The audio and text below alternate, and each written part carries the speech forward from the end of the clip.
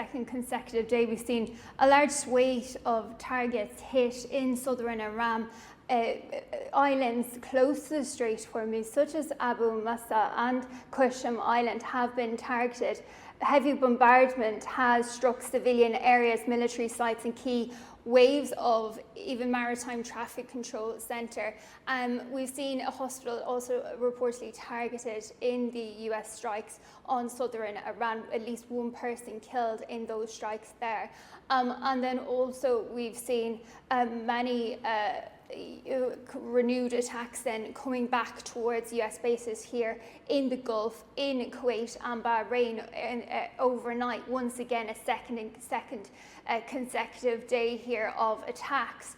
US commanders say roughly 90 military sites have been hit, including air defence systems, coastal and missile and drone storage facilities and naval infrastructure, and that further strikes are possible. On the other side, Iran's IRGC claiming they launched a response in what it calls a targeted attack on critical infrastructure, in US infrastructure here in the Gulf, in Bahrain and Kuwait, as I mentioned. There's accusations flying on both sides of a breach of that June 16 memorandum of understanding. But with diplomatic track being described by the US as effectively over by President Trump, it's very concerning here in the Gulf and very difficult to see what's going to happen next. So what is the latest situation in the Strait of Hormuz following the latest US strikes on Iran? And how severely do you think has commercial shipping been affected? Yeah, well, maritime traffic through this vital waterway has slowed to what ship tracking data describe as a near halt following a second day of those US strikes on Iranian coastal targets. And according to figures, only 14 cargo ships crossed the strait in both directions yesterday. That is the lowest daily number since the Memorandum of Understanding was signed on June 16th, and less than half the average of around 34 ships a day. That transited in the 3 weeks after that interim deal was reached. We're also hearing that it comes obviously off the back of, 3 tankers being hit here in the Gulf waterways close to the Strait of Hormuz earlier in the week. And shipgoers here are saying that it's really grind to a halt here. I was speaking to a couple this morning, they're really at a loss on what and how we can see the end of this situation in the Strait of Hormuz progressing and coming to some sort of resolution. But the US has responded really by hitting Iran's coastal radar, anti-ship missile batteries and air defense systems, arguing that any attempt to shut Hormuz will trigger a military response. And behind that is a deeper strategic deadlock. For Washington, ensuring the strait remains open is a red line here. And for Tehran, control of Hormuz is seen as its ultimate deterrent and a crucial bargaining chip, giving it would, in Iran's view, mean losing leverage to force of US implementation of the MOU and future agreement.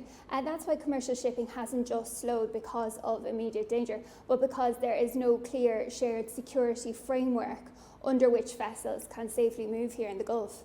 So how are Gulf countries responding after Iran, obviously Iranian claims to that they have targeted sites in Kuwait, Qatar and Bahrain? Yeah, we are seeing Gulf countries, governments here on a high state of alert. Qatar residents there are woken by emergency alerts overnight, instructing them to stay indoors, stay away from windows, glass-fronted buildings and open spaces. Those warnings were later lifted with a follow-up message saying normal activities could resume. But the Qatari Interior Ministry has since said that the security threat level is high and urged people to remain at home and in safe places. And in Bahrain, as you mentioned, air raid sirens sounding twice overnight, and the Interior Ministry advising citizens and residents to seek shelter and head to the nearest safe place. The IRGC claims that its naval and aerospace forces carried out joint missile and drone strikes on US bases in both Kuwait and Bahrain, including Camp Arfajan and Ali al-Salam in Kuwait and the Jafar al-Sheikh its facilities in Bahrain, and officials in those countries have not just confirmed any direct hits or any accounted damage, but it really reflects the sensitivity of the situation and the desire to avoid overly acknowledging any damage to any territory, even if it's US territory here in the Gulf. But a really concerning development, once again, that these strikes are taking place. By the sounds of it, no injuries to civilians, but we've heard renewed warnings from the Kuwaitis and the Bahrain government saying that civilian areas are being targeted in these strikes. It's not just US bases, so a really concerning development for a second consecutive day here.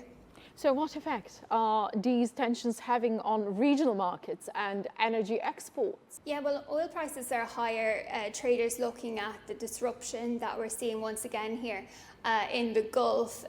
There was hope, obviously, once that initial agreement was reached on June 16th, but we're seeing oil prices hitting $79 a barrel, so slowly creeping up once again here. And that is the real concern with this real slowdown in the Strait of Hormuz, that prices not just here in the Gulf region, but indeed internationally will creep up. Only 14 cargo ships crossing Hormuz yesterday, and that's just a handful of the large tankers and container vessels normally moving through that stretch of water, transiting that Gulf energy to global markets. So a real concern here that this could just be the tip of the iceberg. For global markets, the bigger question is whether this remains a severe but temporary disruption, or slides towards an effective closure of Hormuz once again. If the current deadlock persists, and if neither side is willing to compromise on control of the Strait of Hormuz, the pressure on energy prices, shipping costs, and insurance is likely to intensify, which would mean the halt of any transiting traffic that we've seen in the last couple of weeks.